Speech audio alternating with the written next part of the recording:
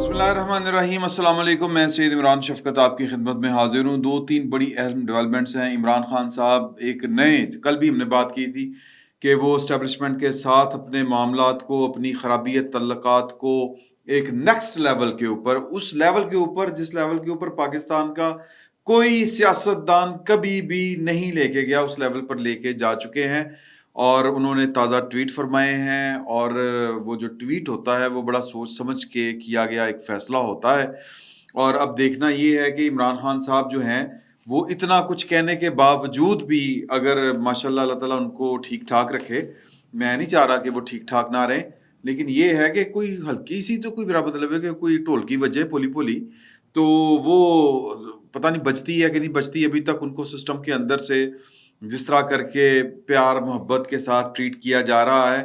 मुझे कल भी एक बात हुई थी अहम एक शख्सियत से, उन्होंने इसकी वजूहात बताई, मैं आपके साथ वो शेयर करूंगा। इमरान खान साहब खुद किस लेवल पर लेके जा रहे हैं मामलात को। पहले वो नाम नहीं दिए जाते थे इस लड़ाई के अंदर, इमरान खान साहब की तरफ से न्यूट्रल न्यूट्रल, मीर जाफर, मीर सादक, इस्तारों के साथ बात की जाती थी, तशबीहात की जाती थी इस्तेमाल। लेकिन अब ज़रा बात आगे बढ़ गई है, और जब बात क्या कहते हैं कि बात निकलेगी तो दूर तलक जाएगी, ये कितनी दूर तक जाएगी ये बात करेंगे। और जनाब बिजली जो है वो उसका सुराग नहीं मिल रहा पाकिस्तान में, और इस बिजली की वजह से हमने कल भी बात की थी कि मुल्क के अंदर मार्शल मार्शल का शोर मचा हुआ था। तो मिनिस्ट्री में मेरी बात हुई है, वो क्या बात हुई है और वो क्या तफसीलात हैं वो भी आपके साथ मैं शेयर करता हूँ। कुछ नश्तर हॉस्पिटल, कल से हमारे कुछ दोस्त हैं वो कर रहे थे, हमें होता ना कि इस तरह की मालूमात जो है वो सोशल मीडिया के ऊपर शेयर करते हैं, पर्सनल लेवल के ऊपर आके। शाहिद साहब हमारे दोस्त हैं, वो कर रहे थे कि ये मुल्तान में बड़ा जुल्म हुआ है, कि नश्तर हॉस्पिटल में जो नामालूम अफराद की लाशें वहाँ पर हैं, गली सड़ी, और वो छत पर पड़ी हुई हैं, कौवे चीलें नोच रहे हैं उनको, गोश्त खा रहे हैं गिद्धे।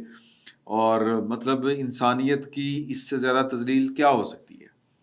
तो ये क्या मामला है, इस पर भी बात करेंगे। पहले मेरा ख्याल है कि मैं बिजली का जो है वो, चूँकि पाकिस्तान पूरे का पूरा इस वक़्त जो है वो बड़ी सीवियर किस्म की लोड शेडिंग को फ़ेस कर रहा है। वैसे तो हमें तो ये भी इत्तलात हैं कि रशिया की पाइपलाइन जो है वो फट गई, पता नहीं फटी या फाड़ी गई।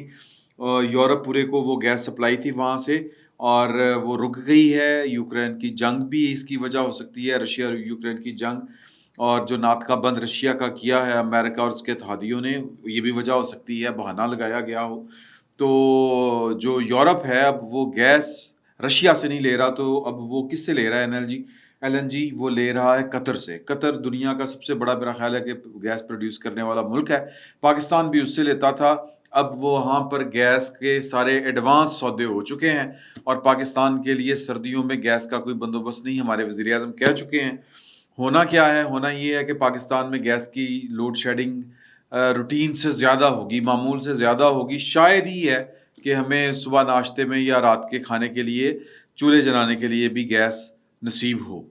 तो इसका इम्पैक्ट क्या आएगा?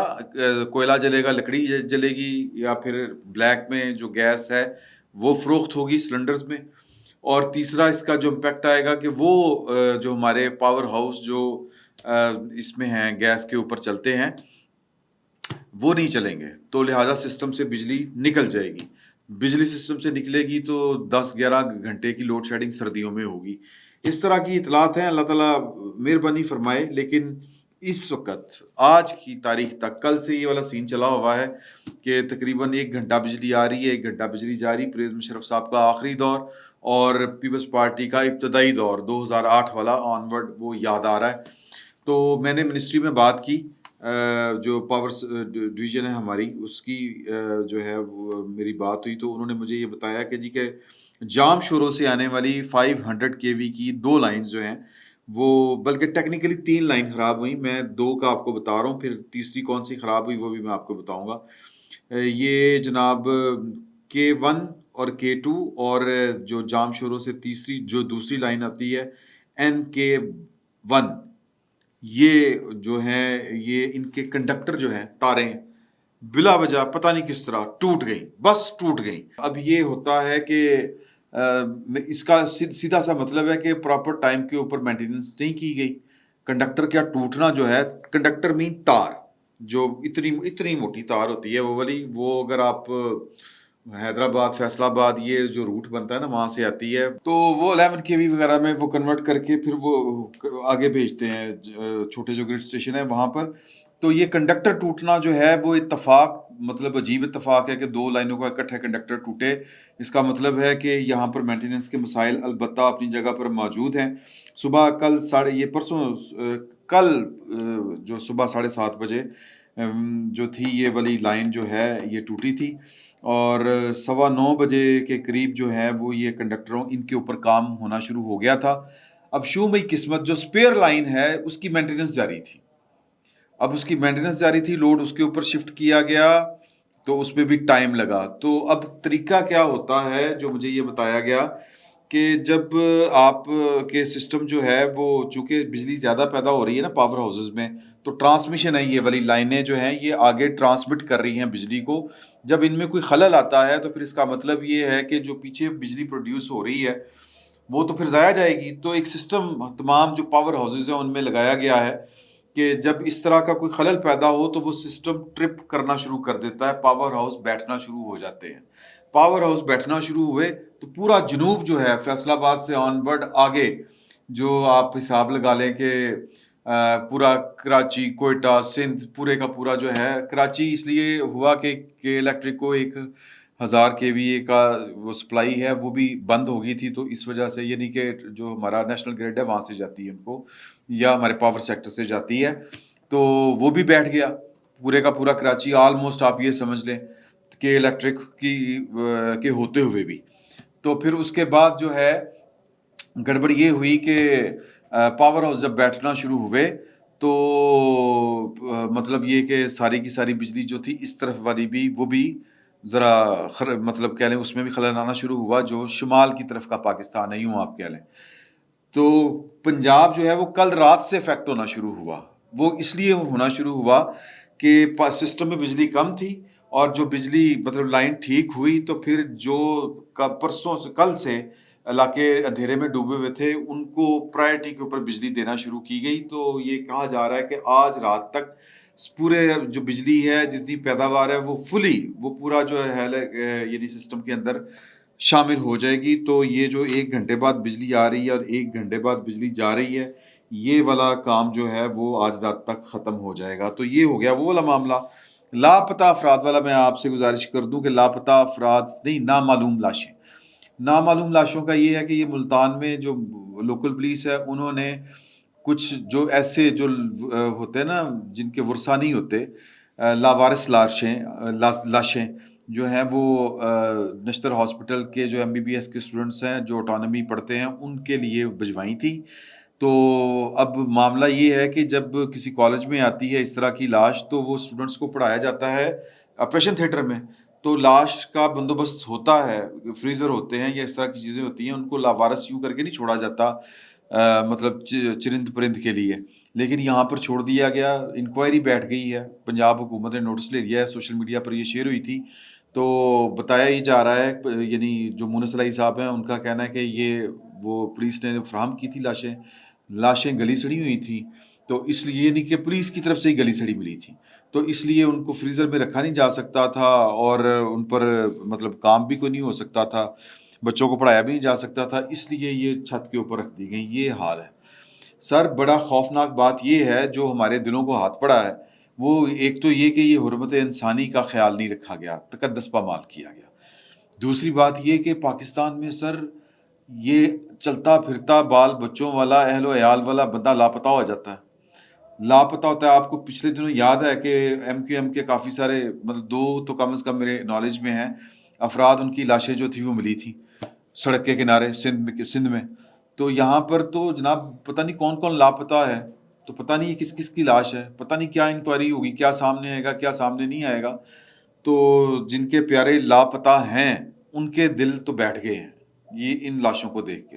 ہمارے ہاں لاشیں ملنا کوئی بڑی بات نہیں ہے، یہ آپ کو جو بیابان ہیں بلوچستان کے یہاں پر بھی لاشیں مل جاتی ہیں، سندھ کے ریگستانوں میں بھی لاشیں مل جاتی ہیں، کراچی میں تو بوری بند لاشیں ملا کرتی تھی، وہ بھی وقت تھا MQM جب بڑی پاور میں ہوتی تھی. MQM والے کہتے ہیں کہ وہ ہمارے ہی بندے ہوتے تھے، پتہ نہیں کیا کیا یہ پاکستان میں لاشوں کے سلسلے چلے ہوئے ہیں.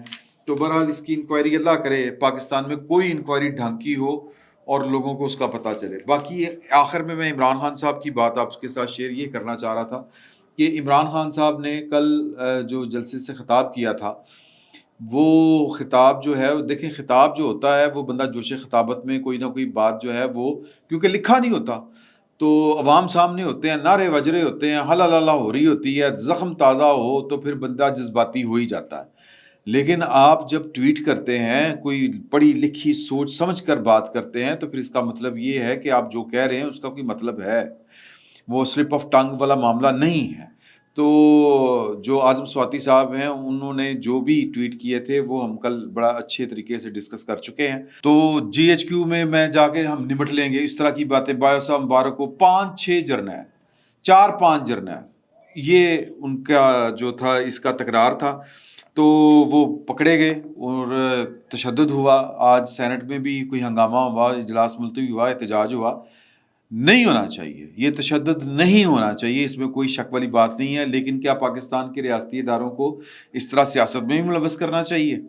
میں نے کل بھی کہا تھا کہ عمران خان صاحب کو جو فیور مل رہی ہے تو کیا کس کو گالی دی جائے؟ پھر ان کے جو عمران خان صاحب کے سیاسی مخالفین ہیں وہ کس کو گالی دیں؟ تو یہ سلسلہ بند ہونا چاہیے. لیکن عمران خان صاحب کو سمجھ نہیں آئی. انہوں نے کہا کہ NRO2 کے حوالے سے انہوں نے پھر ٹویٹ کیا جلسے میں. تو جو انہوں نے کہا تھا کہ چوروں کو جو بیلیں دے رہے ہیں یا بری کر رہے ہیں وہ غدار ہیں، اور جو نیوٹرل ہیں جنہوں نے چوروں کو آنے دیا ہے وہ ان کو حساب دینا پڑے گا، اور یہ کہ زبردستی عزت نہیں کروائی جا سکتی، یہ وہ اس طرح کی باتیں. اب NRO2 یہ پھر اس کے بعد انہوں نے ٹویٹ کیا. NRO2 کے حوالے سے ایک ٹویٹ پر اعظم سواتی کو زیر حراست تشدد کا نشانہ بنایا جانا ہماری تاریخ کا ایک اور شرمناک واقعہ ہے. کیا دھونس اور تشدد سے لوگوں کو کسی فرد یا ادارے کے احترام پہ مجبور کیا جا سکتا ہے؟ قرآن پاک ہمیں سکھاتا ہے کہ عزت و ذلت کا واحد مالک خدائے بزرگ و برتر ہے. ویسے بائی دا وے قرآن پاک ہمیں منافقت سے بھی روکتا ہے، جو ہمیں ہمارے اعمال کے مطابق ان میں سے کسی ایک کا حقدار بناتا ہے. وہ سب جنہوں نے سب سے بڑے مجرموں کو قومی خزانے پر اربوں کے ڈاکہ ڈالنے کے بعد احتساب سے فرار ہی کی نہیں بلکہ ایک مرتبہ پھر اقتدار میں آنے کی اجازت دی، ان کے مقدر میں ذلت لکھی جا چکی ہے. سر اس کا مطلب یہ ہے کہ یہ جو ہے اعظم سواتی صاحب ان کے ساتھ کھڑے ہیں. یہ اعظم سواتی صاحب نے جو کیا ہے، جو کہا ہے، یہ اس کو ڈس آن کرنے کے لیے تیار نہیں بلکہ اس سے بھی آگے بڑھ چکے ہیں. پہلے تو نام وغیرہ نہیں لیتے تھے، نیوٹرل شیوٹرل کہہ کے تو ادھر ادھر دائیں بائیں میر جعفر میر صادق ہو کے چلے جاتے تھے. اعظم سواتی صاحب نے تو باجوہ صاحب کا نام لیا، ٹھیک ہے جی. اور پھر 4-5 جرنیل. یہ 4-5 جرنیل کون ہیں سر جی؟ یہ 4-5 نہیں، یہ 4 ہیں. اوپر والے کو ڈال کے آپ 5 لگا لیں، یعنی کہ باجوہ صاحب کو ڈال کے. ان کو جو اعتراضات ہیں ہم اس پر بات کر چکے ہیں. وہ اعتراضات کیا ہیں؟ وہ اعتراضات یہ ہیں کہ عمران خان صاحب نے جب سازش کی تھی اپنی مرضی کا آرمی چیف لگانے کے لیے، 6 مہینے پہلے سے نوٹیفیکیشن جاری کرنا اور 3 سال پہلے سے پلاننگ کرنا، تو پھر پاکستان کی فوج نے سوچا کہ جی کہ اس طرح تو کام نہیں چلتے ہوتے، اس طرح نہ ادارے چلتے ہیں، نہ ملک چلتے، نہ ریاستیں چلتی ہیں. تو پھر انہوں نے عمران خان صاحب سے ڈس ایسوسیٹ ہونے کا فیصلہ کیا. انہوں نے عمران خان صاحب سے فاصلہ پیدا کرنے کا فیصلہ کیا. تو اس دن سے یہ 4-5 لوگ جو ہیں وہ عمران خان صاحب کی آنکھ کا کنکر بنے ہوئے ہیں. تو اب کھل کے نام لے رہے ہیں. ڈیسپریشن. کل بھی میں نے کہا تھا عمران خان صاحب کی مایوسی، جو اپنے صدر صاحب بھی کہہ رہے ہیں کہ وہ ڈیسپریٹ ہو گئے تھے، عارف علوی صاحب. عمران خان صاحب کی مایوسی اپنی انتہاؤں کو پہنچ رہی ہے، اس سے بھی زیادہ آگے جائے گی. اور یہ کوئی پتہ نہیں ہے کہ جی ایچ کیو کے اوپر بھی حملہ کرنے کا اعلان کر دیں تو کر دیں، بسم اللہ کریں، دلیر بنے، شیر بنے. اے کوڑا تے کوڑے دا میدان. یہ خالی ٹویٹ کھیلنا جو ہے یہ کوئی ٹھیک بات نہیں ہے. اور آخری بات یہ کہ سر اعظم سواتی صاحب کے برا مطلب کوئی یتیم کا بال تھا، اس نے بھی ٹویٹ کیا تھا. انہوں نے ان کے ٹویٹ کو سیکنڈ کیا ہے، ان کے خلاف بھی پھر مقدمہ درج کر کے دکھائیں. لیکن کیا کیا جائے، اس طرح ساری چیزیں اس طرح سے نہیں ہوتی جس طرح ہمیں نظر آ رہی ہوتی ہیں. تو بہرحال عمران خان صاحب کو اپنی دلیری کا ثبوت دینا ہے، آج نہیں تو کل، ورنہ یہ جو ہے نا ری اس کا فائدہ کوئی نہیں ہونا. فی الوقت اتنا ہی. بہت بہت شکریہ آپ کا.